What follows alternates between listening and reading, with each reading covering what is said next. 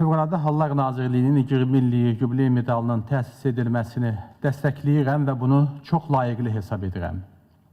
Və bir fakt üzərində bunu əsaslandırmaq istəyirəm. Güclü yağışlar Azərbaycanda ciddi fəsadlar törətdi. Hökumət dövlətimiz sağ olsun, müəyyən tədbir addımlar atıldı və buna görə zəhməti keçən hər bir kəsə təşəkkürümü bildirmək istəyirəm. Xüsusilə Daxili İşlər Nazirliyinin əməkdaşları, Fövqəladə Hallar Nazirliyi gecə-gündüz çalışdı və bunu mütləq demək lazımdır.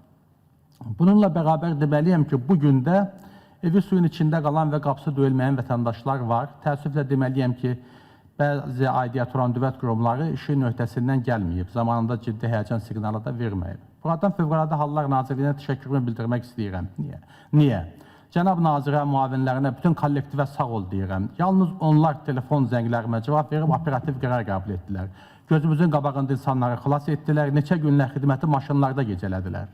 Amma aidiyyatı olan orqanların bir çoxunun laqeydliyinin şahidi oldum şəxsən. Çox təəssüf, amma bilsinlər ki, parlament olan zaman çətin suallarla üzləşə bilərlər.